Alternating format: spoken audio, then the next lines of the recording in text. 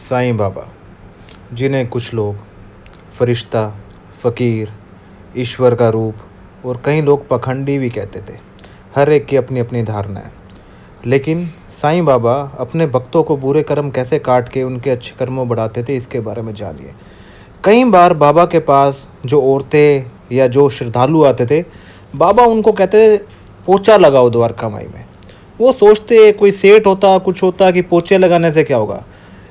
पोछे लगाने से बाबा का तात्पर्य ये था कि बाबा पोछा लगवा के उन्हीं के हाथों से उनके बुरे कर्म साफ करवाते थे, जिससे कल को उनको खुशहाल जीवन मिल सके। ओम साई राम। आज का मैसेज ध्यान से सुनिए। जैसे कि आप लोगों को बताया गया कि बाबा अपने द्वारका माई में सफाई करा के अपने भक्तों को कर्मों को ऐसे साफ करते थे कि उनको ही नहीं पता चलता था। यही बाबा की महिमा है। कई बार हम समझ नहीं पाते वो हमारे से कैसे कैसे कार्य कराते हैं।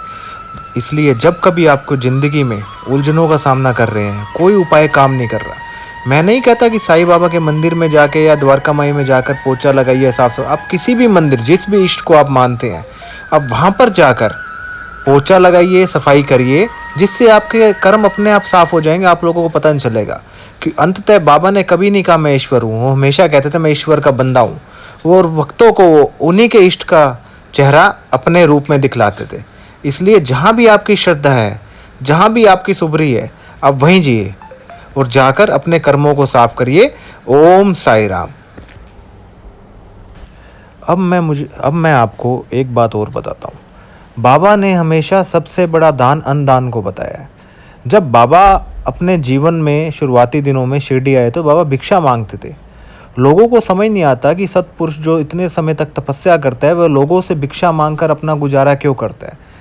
अंत भक्तों बाबा का कि बाबा भिक्षा मांगकर भक्तों के बुरे कर्मों को लेके जाते थे और खुद उन्हें ऐसे साफ करते भक्तों को पता नहीं चलता था।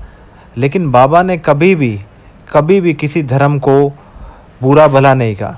जब कभी कोई मुसलमान उनके पास आता तो वो गीता का ज्ञान देते थे, और जब कोई हिंदू उनके पास जाता तो वो कुरान की बातें करते थे।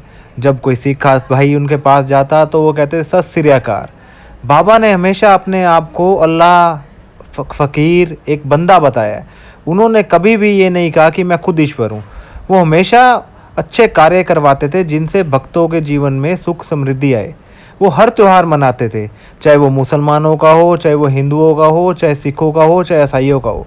इसलिए मैं आप लोगों को बस यही कहना चाहूँगा कि बाबा को किसी भी धर्म से ना जोड़ते हुए अपने गुरु के रूप में लीजिए, क्योंकि जिस दिन आपने गुरु की बाह पकड़ ली उस दिन आपका भला होना निश्चित है। ओम साई राम।